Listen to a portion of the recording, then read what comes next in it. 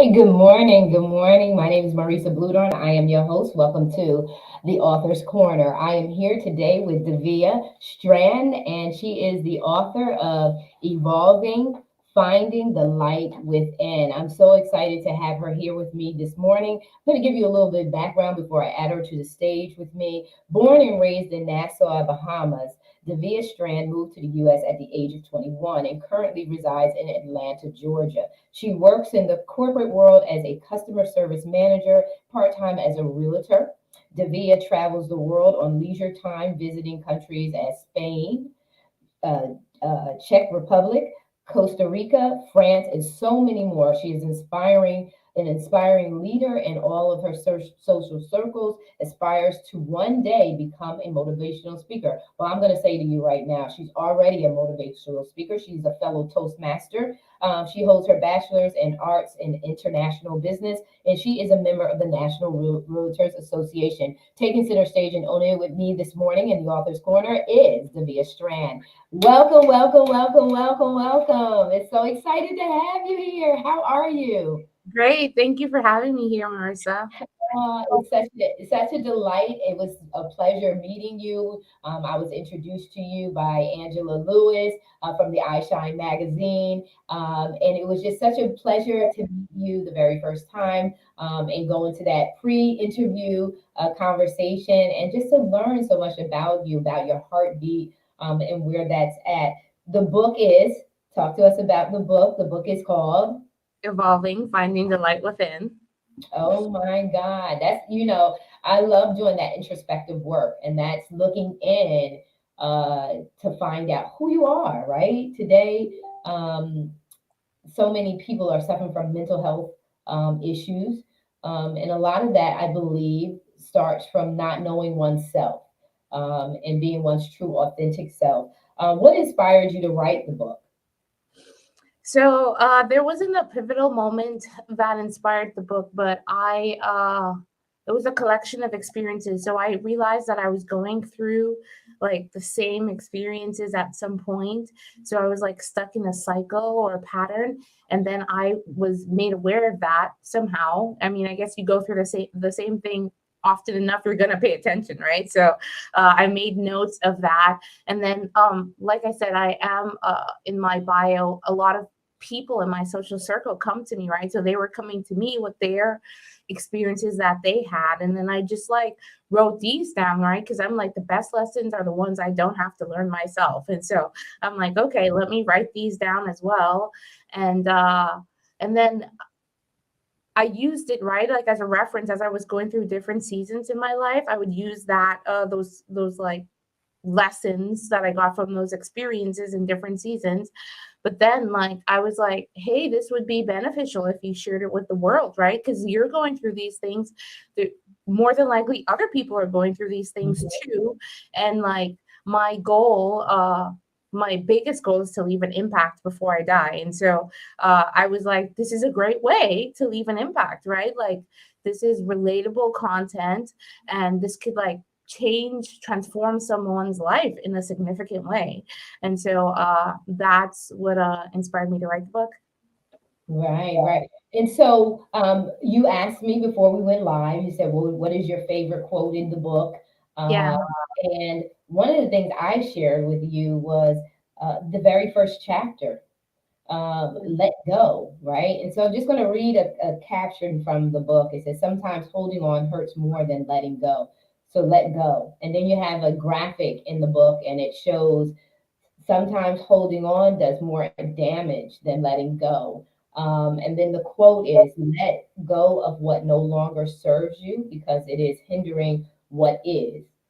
Just because it feels familiar doesn't mean it's good for you. And just because it feels uncomfortable doesn't mean it's bad for you.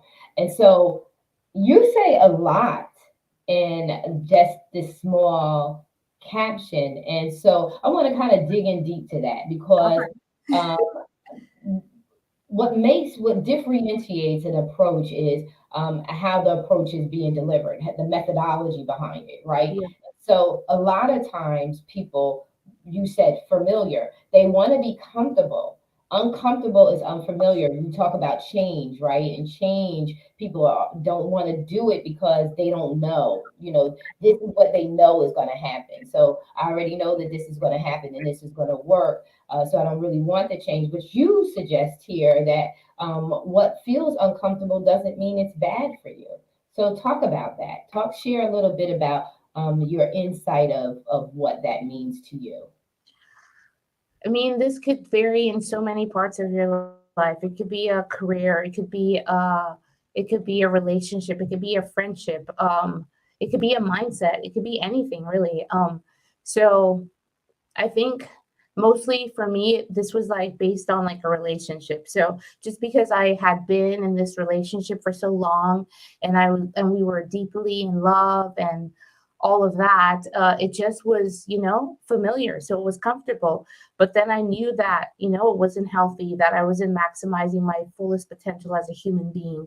I just knew that it, it wasn't long term, it was just like taking up space. And so what would be uncomfortable, right, is to end that and to like, start again on my own, right? Like start the healing from the ending of the relationship and then like really pursuing the things that I knew maximized my potential and like not having the distraction of the toxicity in that relationship. And so yeah, I mean, I think that is the insight in which that quote was inspired. And but like I said, it can apply to a career, a job. You may feel like I've been doing this work for like thousands of years.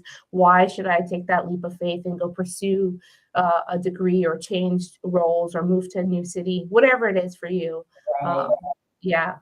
So. Yeah, yeah. You gave me a list of questions so that we make sure that we capture the author's viewpoint and insight and what matters to you, and that what you really want the audience to kind of look for in the book.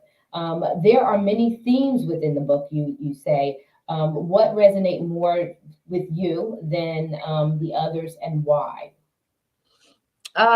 So there's several themes in the book, like you mentioned. So I start off with letting go, right? Because letting go is the most challenging part. And this is one of the themes that resonate the most with me because it was most challenging for me. Another theme, delayed does not mean denied, resonated a lot with me. Don't give up. There's been a lot of obstacles and challenges to being the woman that you see today.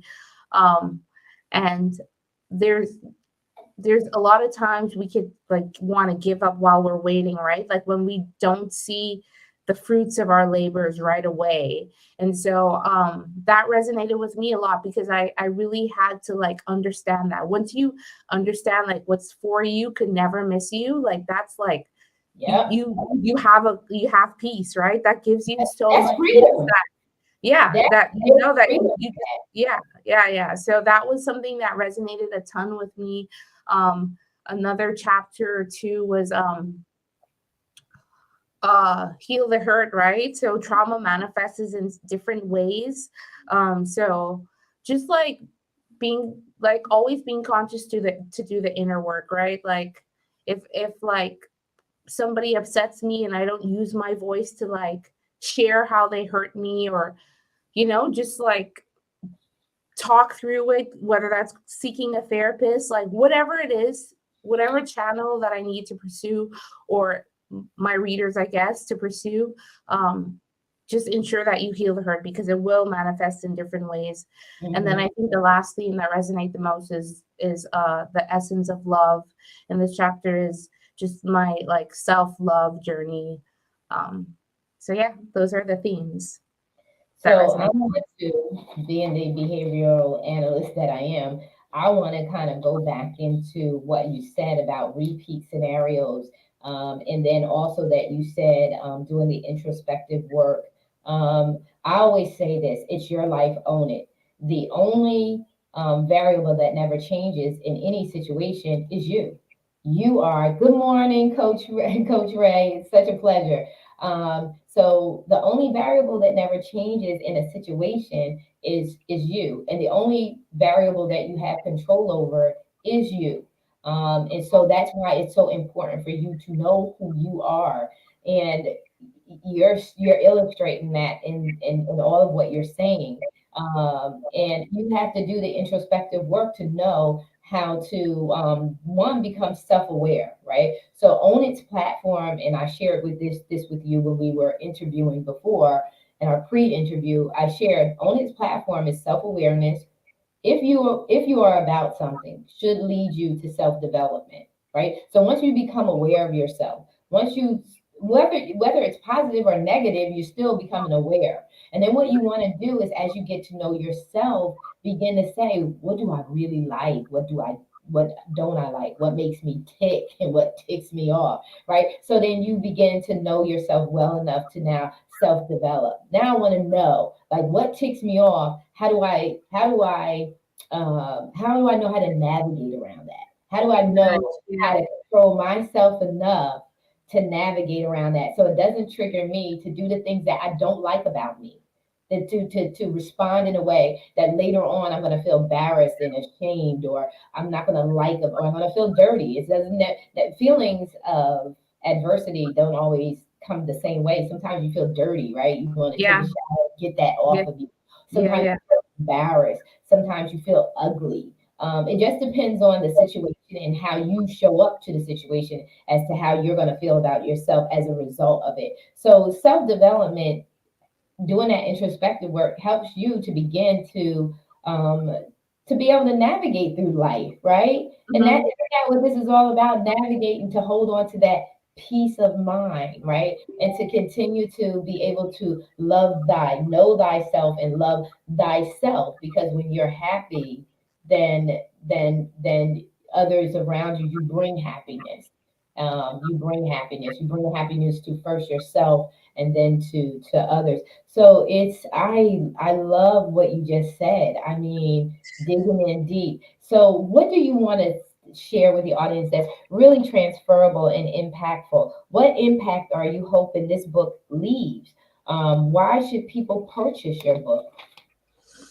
uh Healing. So the impact is transformation, and I want to give my readers the tools to do the actual inner work, right? We could easily get like stuck in the matrix and just like be on autopilot and just doing, not focusing on the work that really matters. And sometimes there there's like the cost implication of why you won't go outside and get the help that you need, or you just may like not be ready to talk about it as yet. So this is a tool that I want to help my readers along their healing journey as they're learning to let go of the things that don't serve them, as they are like on their journey and they're experiencing the challenges and obstacles that they know that, don't give up.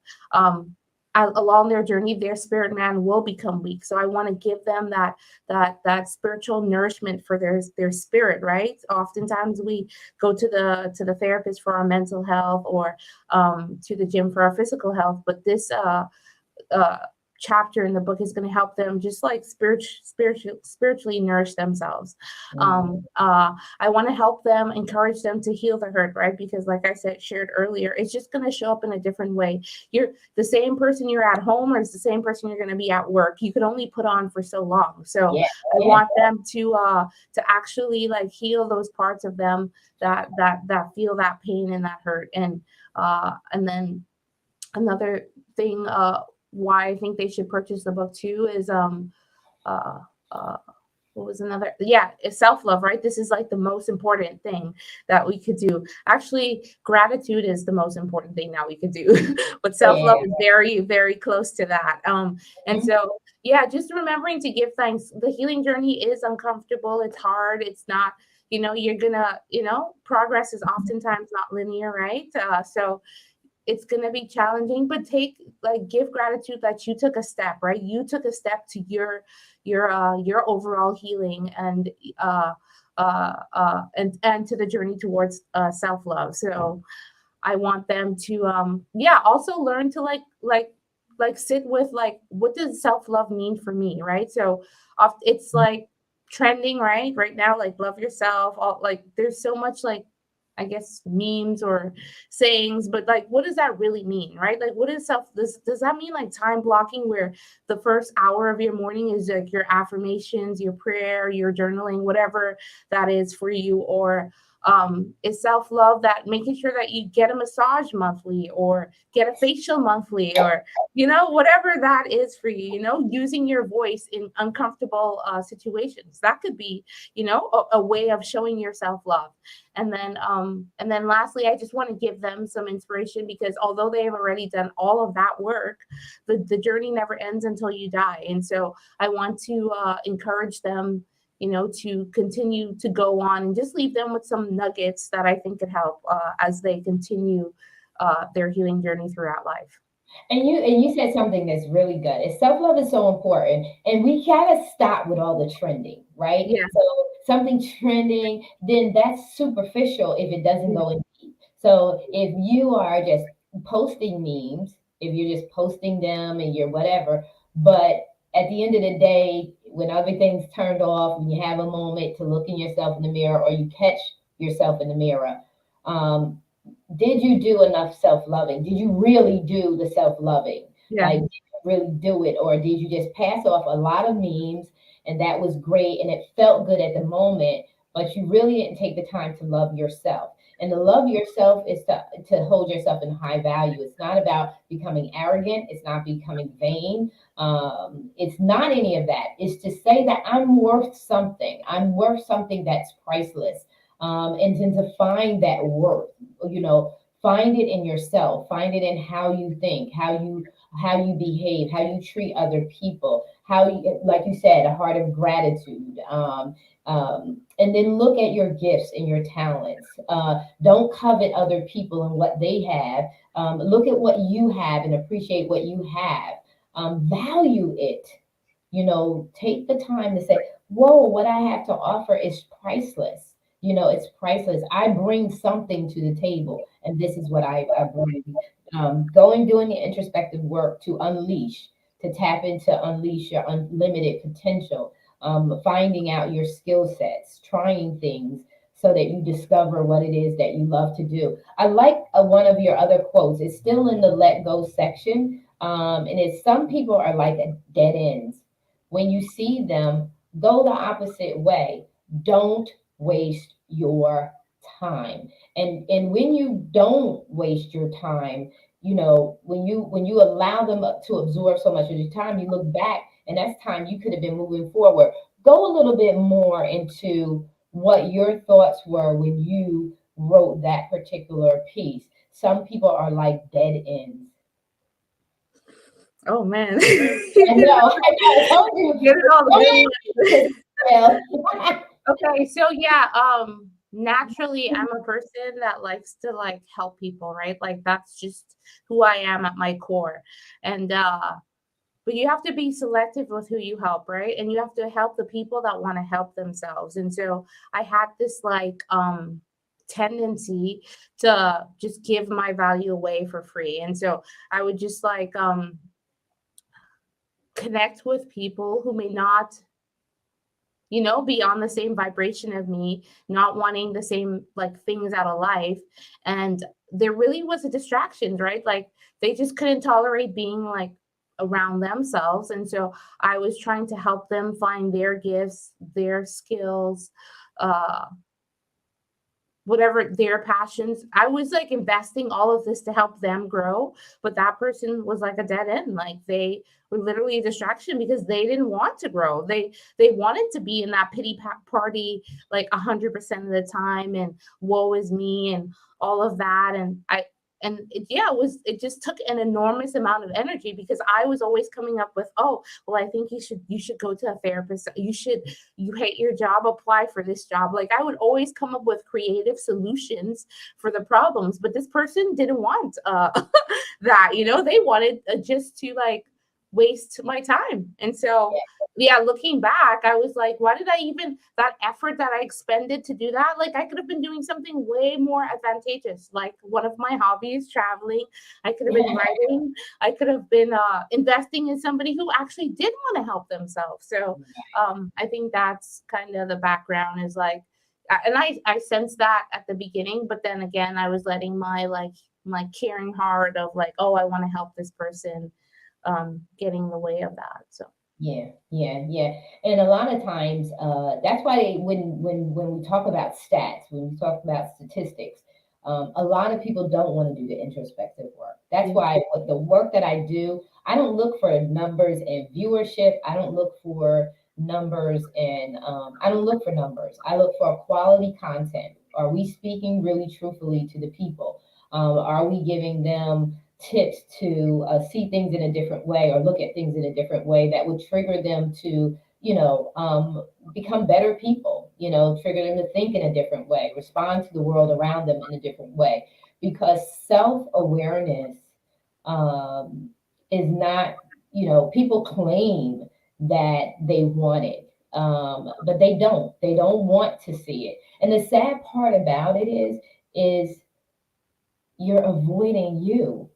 yeah, that's You're true. avoiding yourself. Like I said earlier, when people are trending self-awareness and self-love and all that other stuff, oh yeah, well, whatever. Trend, you could send a bunch of those. But if that's not real, at the end of the day, you're going to be trending that and you're going to say, oh, none of that works. Well, you didn't do the work. You just trended it. You had the Yeah, appearance of it. And a lot of times what happens with people who, like you were saying, like you're pouring out to them, because I always ask in my prayers was, Lord, let me see people through your eyes. Don't let me see them through my eyes, which are limited. Let me see them through your eyes, see them in their greatness, and see them in their full potential. And so you can see that because you had the audacity to believe that you could write a book, right? Someone else will have the audacity to sit and talk about it, but they're yeah, not going to have the audacity to go and do it. And there's a right. difference. There's a difference between someone who will, take the chance and those who will talk about the opportunity that's there. And you're the one that will take the chance. And so, because you will take the chance and that comes natural to you, Yeah, um, it is frustrating yeah, to see someone in the fullness of their potential yeah, and even share it with them, yeah, um, but to see them averted, to say, to rather to settle than to actually walk in their greatness. So I know you wanted to say something, and we're closing out. So share with the audience what's on your heart right now, because I see you sitting on the oh edge. yeah, because I just had something like, so I just, Marissa, you're saying so many good points about like the importance of self-awareness and yeah, like how we can avoid ourselves. But I think a lot of people think that we are under the illusion that this is easy work. This is like the most challenging work of your life, you know? It's very hard to just sit with yourself and look yourself in the mirror for who you really are. Not like who your ego wants to paint you to be, but who you're actually showing up in the world day in and day out. For you to look that person in the mirror and then do the work, like that is like the most challenging work of your life. There's no degree, there's no adventure, there's no baby, no man, no anything, woman, that's going to top that. And so I just want the audience and readers to know that we're not oversimplifying this. We know that this is challenging, but that's why I included those questions in my book, right? That's going Mhm. to help you to like sit back and help spurt that process, because sometimes it doesn't come naturally to you, right? And so that's going to help you to actually have a moment to look in the mirror and see the things and then start the work. So I just wanted to add that. And the Maslow's hierarchy of needs. Are you Yeah. familiar with Maslow's hierarchy of needs? Yes. Yes. Yeah. Yes. So at the fourth level of needs, it's conformity. Yeah. It's whether your peers accept you and love you, right? Do they accept you? Are you fitting in, etc. But I believe what Maslow was saying in self actualization, which is the fifth level, is when you break free of that, Right. when you love yourself enough to be yourself. Right. Because the level of freedom that comes from not trying to fit in. And I love Dr. Seuss's quote. He says, "Why are you trying to fit in when you were to fit out? You were Right. created to stand out, right?" So that is where you get blockaded from being able to freely, without all of the drama and trauma that you're speaking about, that makes it difficult. It's Yeah. difficult to see yourself when you've gone through trauma, when you've gone through a lot in your life, whether it's your decisions and your choices, internal or external. Your Yeah. choices are internal, you have control over them. External influences, you don't. Those are from other people or environments. Good morning.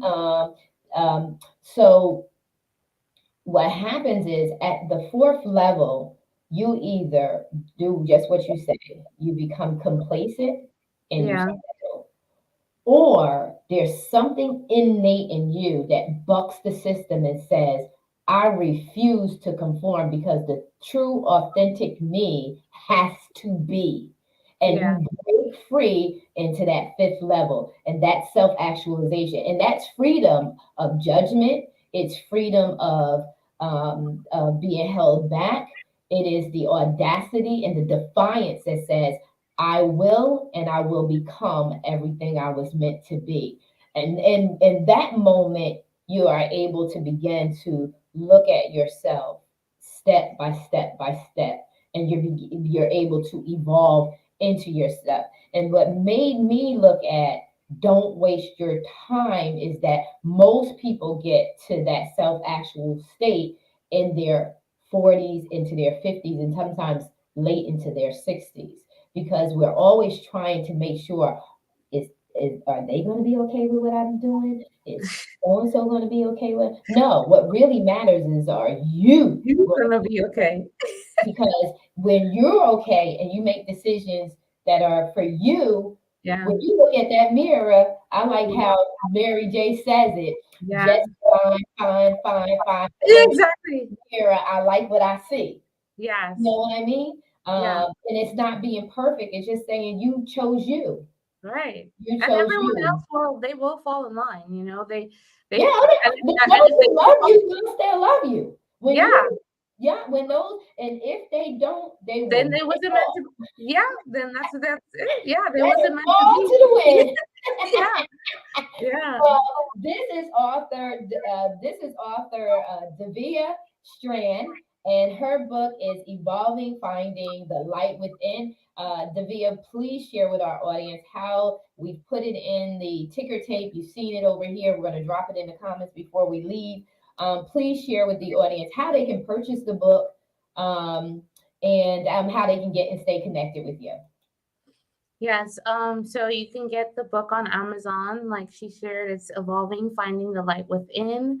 And I am on Instagram as Daveia Melissa, on Facebook as Daveia Melissa, and LinkedIn as Daveia Strawn. Awesome, awesome. I am dropping right now in the comment section for our audience all of that information.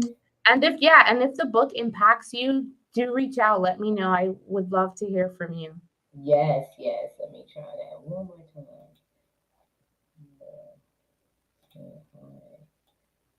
See that.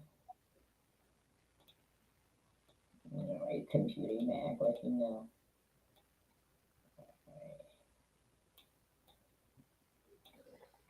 All right, there we go. Yeah, all right. Okay. I'm gonna be acting a little funky here, but we don't care about technical difficulties. we deal with them all day. So anyway, this is Daveia Strand, as I mentioned. She is the author of Evolving, Finding the Light Within. My God, is this so needed? I love the book. I love the animations. They are cool, and they do help it to be funner. Like, you designed the book in such a way that it could be fun, and exciting. And I hope you love the way I put it in digital format for you. Yes, it was so pretty. All right, Yes. that's my little gift to you. So go ahead Thank and you. have fun with that and share with folks that you want to bless with it. You can just share the link. You can just forward the email like I sent it to you. Okay. I'll drop it also in your messenger. So if you want to drop it in people's messenger, you can do Okay. whatever you want to do. That's my gift to you. Thank you. Just taking center stage and owning it with me. What a blessing you are. What a sweet, quiet storm. And you have so much more to offer. So we would love to have you talking about love relationships. We would love to have you on Friday night show, sweetheart. Before I say I do, we can set that up. We can schedule that for you to be on that because Yeah, sure. the love relationship, and how this book actually impacts in that area as well.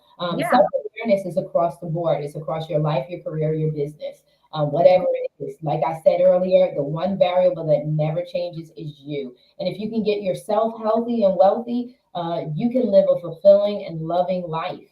It's not difficult to love yourself once you value yourself. It's very Right. easy. Okay. Exactly. And the biggest investment you can make is in you. So we are so excited. What an amazing interview. Loved it. Love you. And like I said, you're welcome to come back anytime, share your book, join the author's corner so you can promote the book as much as you like. Okay. And take some Thank tips you. and stuff like that from the author's corner as well. So we love you. We love Own It, loves our authors, Yeah. because you contribute. You help to make such a powerful impact on the world around us. You take care and be blessed, Daveia, and I will talk to you soon. Thank you Audience, so we much. are out. Have an amazing rest of the week. We are still at the top of the week, so you can take center stage and own it. Turn this week in the direction you would like it to go. Take care and be blessed. We are out.